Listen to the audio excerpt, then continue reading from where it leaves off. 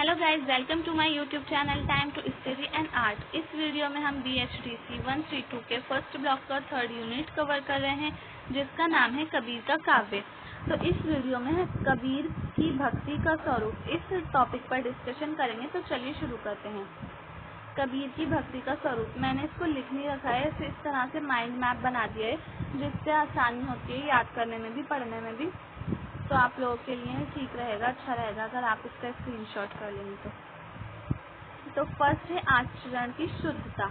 मतलब उनका जो आचरण था, वो जो भाषा बोलते थे, जो उनकी वाणी थी, उसमें बहुत ज़्यादा शुद्धता थी। तो कबीर की भक्ति के स्वरूप की विशेषताएं हैं ये। तो फर्स्ट विशेषता है आचरण की शुद्धता।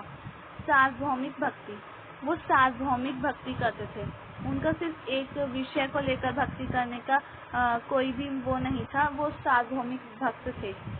एक ईश्वरवाद, वो एक ईश्वरवाद पर बल देते थे, एक ईश्वर की उपासना करते थे। अवतारवाद पर इन्होंने अवतारवाद का विरोध किया और अनेक ईश्वरवाद का भी विरोध किया, एक ईश्वरवाद पर बल दिया था।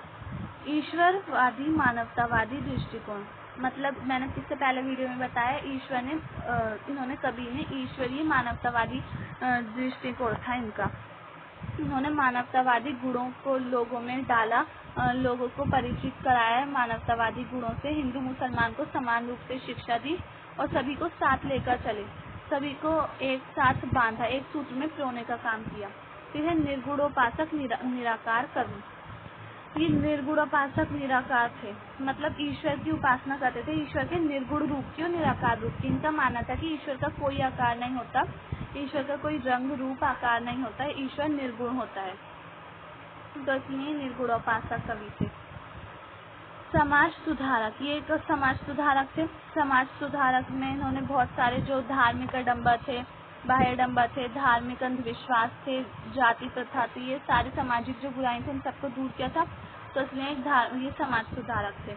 उच्च कोटि के भक्त, बहुत सारे कबीर को बहुत सारे विद्वान उच्च कोटि का भक्त मानते हैं। ये उच्च कोटि के भक्त थे। ईश्वर के प्रेम में इन्होंने और ज्ञान की खोज में, ज्ञान द्वारा ईश्वर को प्राप्ति की खोज में इन्होंने अपना पूरा जीवन बिता दिया था।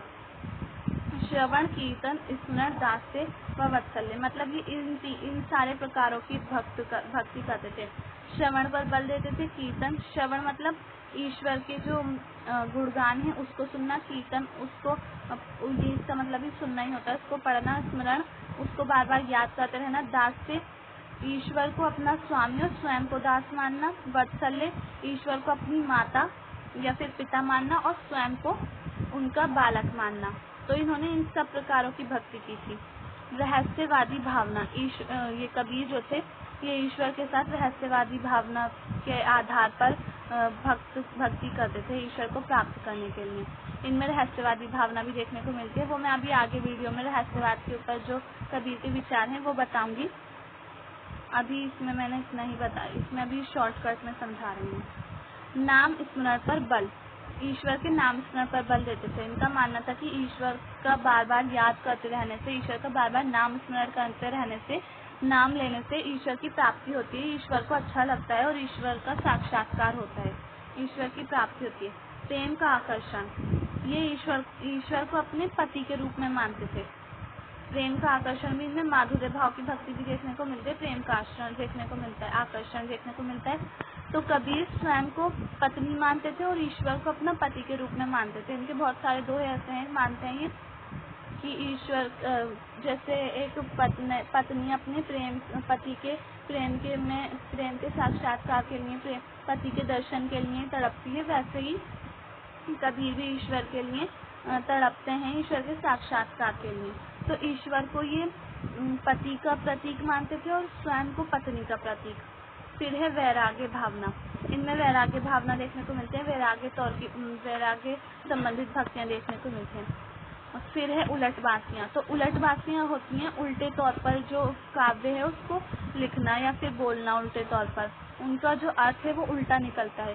तो इन्होंने उलट बासियाँ भी लिखी हैं कबीर ने, इनके काव्य में उलट बासियाँ भी देखने को मिलते हैं। फिर है भाषा, सबसे इम्पोर्टेंट है भाषा। सधुकड़ी, बेमेल, खिचड़ी, लोक भाषा। लोक भाषा का मतलब भी वही, बेमेल खिचड़ी इसको इसलिए कहते हैं क्योंकि इसमें बहुत सारी भाषाओं का समावेश हो गया है। लोक भाषा भी वही, बहुत सारी भाषाएं इसमें मिल गई। सदुक्कड़ी साधु संतों के बीच बोले जाने वाली या फिर साधु संतों के बीच प्रचलित जो भाषा थी उसे सदुक्कड़ी भाषा कहते हैं। तो कबीर जहाँ जाते थे वहाँ पर उपदेश देते थे, तो जहाँ के लोग होते थे, जहाँ की जो भाषा होती थी वहीं की भाषा में उपदेश देते थे, तो इसलिए इनकी भाषा सदुक्कड़ी बेमेल भाषा है। कबीर को भाषा का डिक्टेटर भी कहा जाता है इसलिए।